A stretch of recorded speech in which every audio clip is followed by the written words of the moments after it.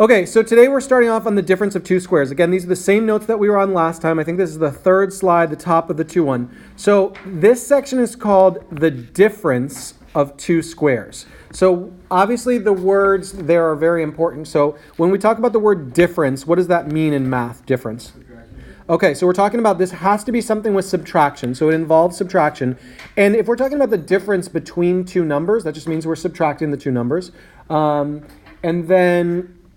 So the difference between two squares, we got subtraction, and then we're talking about two things that are squares. Like when we say square numbers, something times itself. It's like we can take the square root of it very easily. So the way that we're going to be able to identify these things is that we're going to notice that the first thing is a square and the last thing is a square. There's only two things. We're only going to see two things, and you're going to see a subtraction in between them. Now, the first thing could be anything like x squared. Notice that I can take the square root of that. And the last one is going to be a square number, such as 16. Notice I can take the square root of x and I can take the square root of 16. But before I get into how to do it, let's talk about this for a minute. Let's take x plus 4 times x minus 4. Let's just work this out for a minute. This is just separately. Let's see what happens. I'm going to FOIL this out, meaning first times first, outer times outer, inner times inner, last times last. So first times first, x times x gives me x squared. Outer times outer, x times negative 4. Negative 4x. Inner times inner, 4 is what?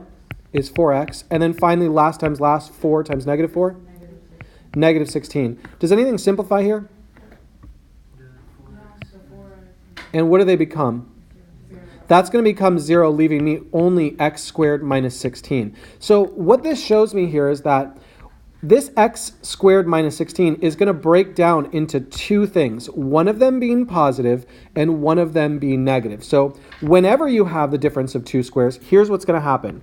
You're going to have two things that are being multiplied, one of them positive, one of them negative. I'm going to take that x and split it up because the square root of x squared is x. So there's one of the two x's, right? There's one x for each. And then for the 16, well, what is the square root of 16? So I'm going to make this one a positive 4 and this one a negative 4. And we already know that these are the same things because when we took x plus 4 times x minus 4, it equaled x squared minus 16. So we're going to take the square root of the first thing and the square root of the second thing. That's where these came from. That's where the 4s came from right there. And that's where the x's came from right there. And that's what we're going to do on these problems. So you noticed some of these. Some of you said in your homework you noticed these things. Well, there's only two things. What do I do? Well, tell me some things that are giving it away for me that this is the difference of two squares when I see it. What are the things that I'm looking at that point that out to me? Matthew? Okay, I know that this is a square number and this is something that is a perfect square as well. What else am I looking at there? There's a subtraction sign. This only works with subtraction. It does not work with addition. Do not try it with addition. Okay, so what we're going to do with this, Okay, what we're going to do with this is we're going to break it down into two binomials. Notice that we're not adding them, we're not subtracting them, we are multiplying these two things. I'm going to break up that a. I'm going to put an a on one side and an a on the other. Now, one of them is going to end up positive and the other one's going to end up negative, and what number goes with it? 3. Hopefully these are like, whoa, it's that easy? Yes, it's that easy. Difference of two squares is one of the easiest things you can do when factoring. Let's talk about b. Somebody hook me up with b. How am I going to break this down? Yes, ma'am. You're going to put x plus. I'm going to say the number now. Whatever you want to do. I'm following you. 12 times 12 would be 144. Okay, so 11 times 11 is 121. And then minus 11. And minus 11. And let's say I wasn't sure. Let's say I got there and I figured this was my answer, but I wasn't sure, I wasn't confident. Is there a way I could check it? Yeah. How would I check it? You would actually FOIL this out, and what should the answer be when I'm done with this? X squared minus 1. It should be that. If it's not, then something went wrong. All right, let's try C. Somebody different. Hook me up with C. Yes, sir. Okay. Minus 15. Put that in front.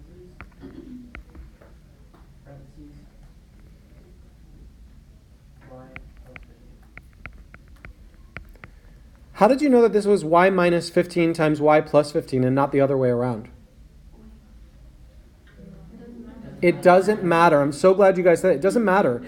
6 times 8 is the same thing as 8 times 6. We're multiplying two things here. This thing times that thing. The order in which you multiply does not matter. It only matters with division and subtraction. Addition, when you add two numbers, you get the same thing, whether you reverse the numbers or not. When you multiply them, you get the same number, whether you reverse it or not. But division and subtraction do have an order, and we have to watch that. Here, it's not a big deal. Whether if you wrote this, you have the exact same answer if you wrote this. Exact same thing. But notice we took the square root of y squared and we got y, and we took the square root of 225 and got 15. One of them positive, one of them negative. Yes, ma'am? The numbers can be different, right? No, well then they wouldn't be square numbers. This wouldn't be the difference of two squares. So like if I had like y squared minus 17, that's a totally different thing. That's the difference of a square and something else. 17 is not a square number. There actually is a way to deal with that too. It's just a little bit more complicated than we're ready for just yet. All right. How about D? Yes, ma'am. X plus E and X minus E. Yeah, these should be the quick ones. Hopefully you feel like these are pretty comfortable, that you're like, oh, okay. And if you want to check them, just go ahead and multiply that out. There's nothing too difficult about these. You're just going to go through and bless you. Bless you. You're just going to go through and you're going to find the two factors that make 64. The one thing you do have to check is make sure they're both square numbers. Again, if that was 63, I can't use like 7 and 9. These are the difference of two squares. 64 is a square number, meaning the square root of it is 8. 8 times 8 is 64. 49 is a square number. 7 times 7 is 49. 36 is a square number. 6 times 6 is 36. 25 is a square number. 5 times 5 is 25. Yes, ma'am? Is there always going to be like one plus and one? Always going to break down into 1 plus and 1 minus every single time. Yes. What if they're both square? What if they're both what? Square. I don't understand. They are both square. No, like x squared minus 64 and then squared. If this was squared, Yeah. well, how about this? Let's take that for a minute here. If we had x squared minus 64 squared, I'm not going to lie, I don't know what 64 is off the top of my head, but let's do this. Hang on a second. Let me go to my calculator, and I'm going to go. We could do this on paper. I'm just for example here. 64 times 64 is 4,096. So actually, this is very easy to solve too, because I know for sure that 4,096 is a square number. You know how I know that? Because it's 64 times 64. So what is this one going to break down into right here? X plus 64 and x minus 64. So if that were squared, then that means those are the two numbers that it's going to break down into. X plus 64 and x minus 64. All right. The last one we're going to do today, there's still more to it, but the last section we're going to do today is called factoring by grouping. You're going to recognize this because there will be 4 terms. 4 things. Notice here, 1, 2, 3, 4, 1, 2, 3, 4. There's more on the next slide, but I'm not going to switch over to that yet because then I just lose this recording. So 4 things. We're going to group the first 2 terms together in parentheses and the last 2 terms together in parentheses. We're going to group them together because I don't know how to factor 4 terms. Then we're going to pull out the GCF. We're going to look at each one and we're going to look in those parentheses and say, in each parentheses, what is the greatest common factor? After that, we're going to actually, let me get to that first. Let's do the first 2 steps. Let's put these in parentheses together. So we've got x to the 3rd power plus 3x squared minus 4x minus 12. I'm going to group the first 2 together, and I'm going to group the last 2 together. All right. Let's look at this very first thing there. Let's talk about what is the greatest thing that they have in common. What is the greatest common factor? X squared. So I'm going to pull out an x squared. If I pull out an x squared, what will be left inside the parentheses? X plus 3.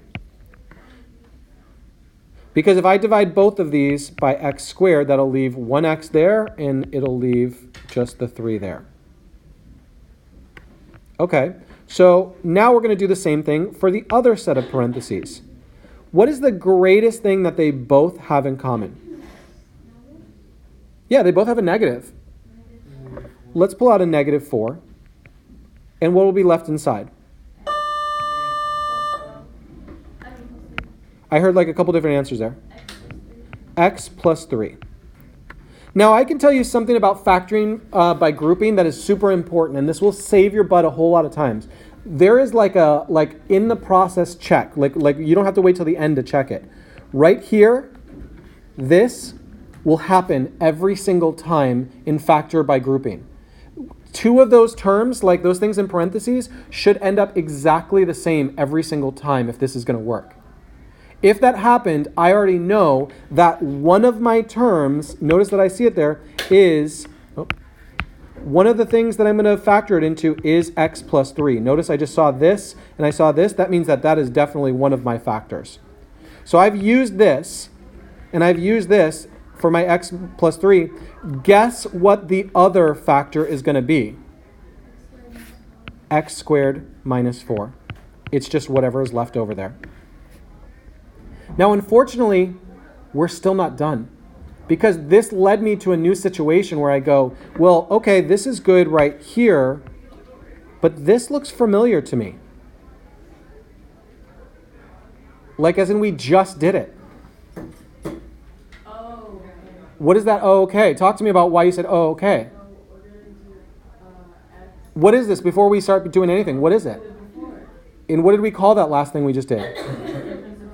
The difference of 2 squares. So this can be broken down further. Notice this is a square, this is a square, this is the difference. So just that piece right there, how do I break that down?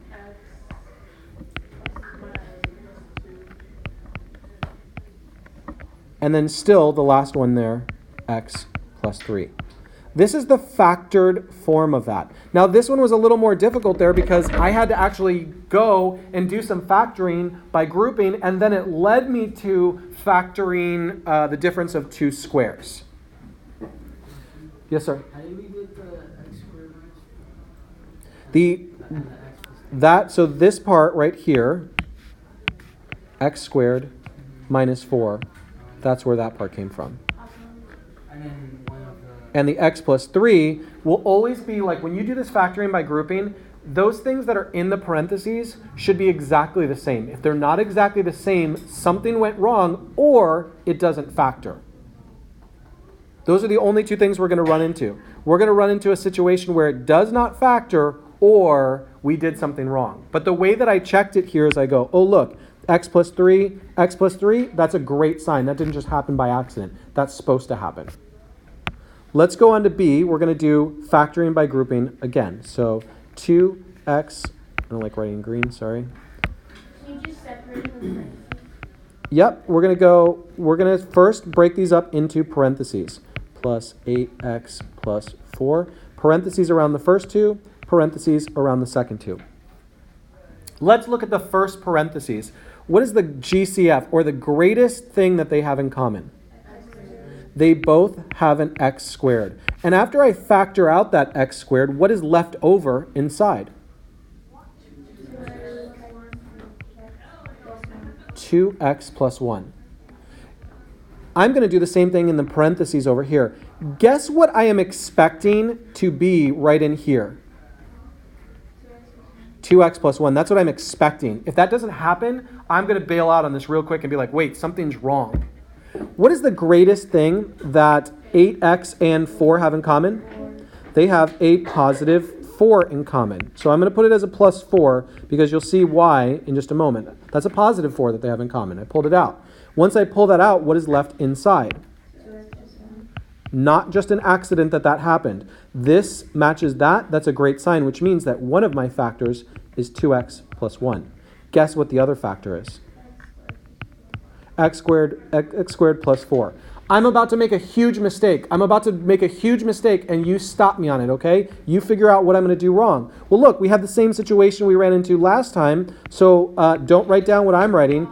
and I'm going to do x plus 2 and x minus 2 times 2x plus 1. What is wrong with what I just did? But there is a negative, so why? This was not the difference of two squares. This is adding. That's not the same thing. So I can't do this part right here. That it would not be true. So I'm just going to leave it as x squared plus 4, because I can't break that down any further just yet, and 2x plus 1. Be careful, because that's something I see so often that people do. Remember that it's called the difference of two squares.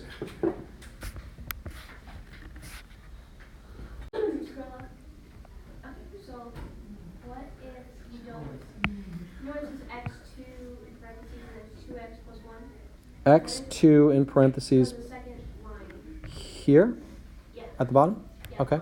So what if they don't match up? That's If they don't match, there's only two possibilities. I either did something wrong, like I factored them out and I got something wrong, like I did a little like error in my math, or this isn't going to factor. It's going to end up, it might be prime, yeah. So I always assume it's me first. I always go, let me just double check my own math. Like I don't want to go to prime because that's like a dead end. I'd be like, well then I'm saying that there's no way to do it. So I should better check my own work first. And if I'm confident in my work, then I go, okay, then this must be like something that I can't factor, at least using this method. Yes. I'm kind of confused in how you got to, for the second part, where it says plus 4. Oh, that came from the same place we did last time, x squared plus 4. No, like, I don't know how you factored that part. We didn't. Remember, I said I'm about to make a big mistake, and I went from here to there, and I crossed that out because I was like, we can't do that. No, not that. Like the first step. I don't understand the second part of the first step. Here. Yeah. All I did was put parentheses around it. No, but you know where it says plus 4, like this under the 8. Oh, you gave her. Oh, well, that's because when we were over here on the top left there, we said, what do 8x and 4 have in common? What do they have in common? What is their greatest common factor? Is what?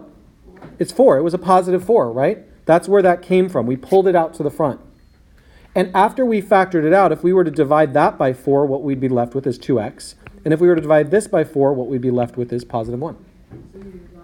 Yep, that's when you factor something out, it's like doing division in there. Let's go through and try a couple more. 2 more.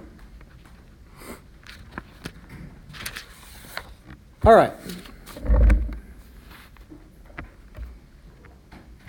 Somebody help me out, because I'm kind of dumb and I already forgot what to do. Yes, ma'am. So you divide by, well, first split them up into 2. Okay, I'm just going to rewrite this. You don't have to. You could do it, but I just like to have another line so that I can always look back at my original. Okay? When you say split them up into 2, what do you mean? X to the third minus 2x squared in parentheses. Okay, perfect. And negative 9x plus 18 in parentheses. Okay. And then you're going to break them down. So what does the first one have in common? They both have x squared. Okay. Divide by x squared. For the second part. You're going to get x minus 2. And then for the next one, they both have negative 9 in common. And then you're going to get x minus 2. Why do I feel really good about your answers right now? What is telling me by looking at that I go, even without being like a math genius, something is right here. What's right about this? If you distribute it, it'll go back to It will, but there's something that I'm looking at on this line in particular that goes, I feel really good about where it's, yeah, this is the same. That's when this is the same, that's what we're looking for. If it wasn't the same, then I couldn't use it as a factor. Because one of like what we can do now is say that one of the factors is x minus 2. That's one of them. But finding the other factor, that's different. So x minus 2 is 1, and then x squared minus 9 is the other one. And then because it is the difference of 2 squares, you can split. Ooh, beautiful. This is the difference of two squares. So it's going to be x. You can do minus 3 times x plus 3. And then bring down x minus 2. Those are the 3 things that you would need to multiply to get all the way back to this. If you were to multiply those out, that's where it would take you. X minus 3 times x plus 3 times x minus 2.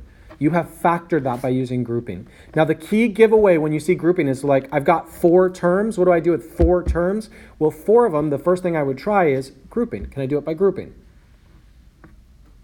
What's the answer to that?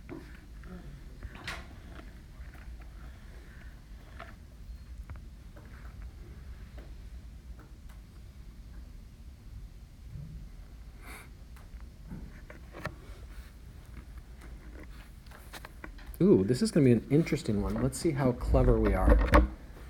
You want it? I will give it to you. Just understand there's a one little tricky thing about this. So let me just rewrite here.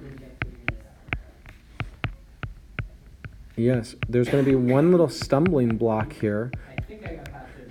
Okay, it's either going to be like a quick, oh yeah, of course, that's what's going to happen, or people will be like, what? All right, talk to me what I do. Okay, so first put 9x to the third plus 18x squared in the parentheses. Then do the same with x plus 2. Alright, so then from 9x to take out 9x squared from the left. Yeah.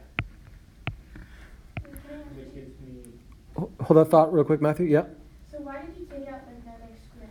great question, Matthew. Why'd you take out 9x squared? okay, so 18x squared and 9x to the third. You can take out 9x squared from, because 18 divided by 9 is 2. You can get rid of the x squared, and then I'm left with x, which is x. He chose these because they both have a 9 that can be pulled out of them, right? 9 can be pulled out of them. You can divide it both by 9, and they can also pull out an x squared. They both have an x squared to pull out. So that's why he chose it. He chose the biggest number and the biggest variable that we could pull out. I'm sorry, Matthew. What is left inside? It's just x plus 2. Okay. Now here comes the excitement. So, Bless you. This is the part you want to pay attention to because somebody's going to ask me about this in just a minute because they're going to be like, wait, what? What just happened? the only thing you could pull out, even though you really can, is a 1. You just do 1. They both have 1 in common, so we're going to pull out a 1. What's left inside? X plus 2. Why do I feel so super good about your answer? Because this happened, and that's not an accident. Being able to pull out a 1, like really, we looked at x and 2, and like your first instinct is like, wait, what do x and 2 have in common? Not much other than 1. So we pulled out a 1, and we're going to see what that does for us. Matthew, keep going. Alright, so then you just put 9x squared plus 1 in parentheses. That came from 9x squared plus 1, And then x plus 2 in parentheses. and x plus That's 2. the answer. I don't know, is that our answer, Matthew? Yes, because nothing else can be done here. Why can't I just go and do the difference of 2 squares here? Because it's not true. Because it's not the difference of 2 squares. That is adding. That's not the same thing. So I'm glad we covered that. You're right. You're done. So you don't like foil that or anything like that? Well, if you foiled it, guess what we would end up at?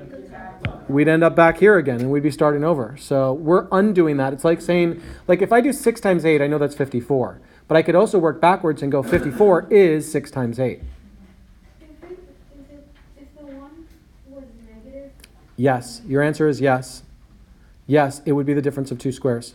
no, would the square root be 1?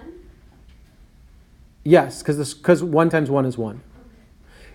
You don't have to write this down. This is what her question is. She's saying that 9x squared plus 1, she's saying, what if it had been 1? So you don't need to write this down because it's not part of this problem. She's just playing what if there. What would I have done there? Okay, well, let's talk about this. I'm going to have a plus and a minus, and I know I'm going to have a 1 and a 1. What goes in the beginning, though?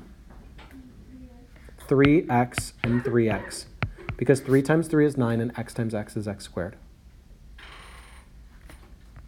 Isn't that in the order? Does it? No. I don't know. Does it? What if I put these? Is this the same thing? Why do we know it's the same thing? Because the order in which you multiply numbers doesn't matter. And the 1 could be first, like 1 plus 3. We always write variables first. So if you're asking me whether you are technically correct, it's going to end up as the same thing. Whether it is mathematically proper to do it that way, that's totally different.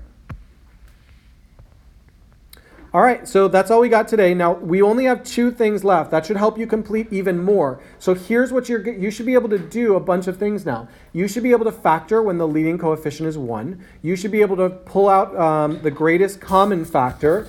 You should be able to determine whether something is a factor. Let's see, we factored out GCF.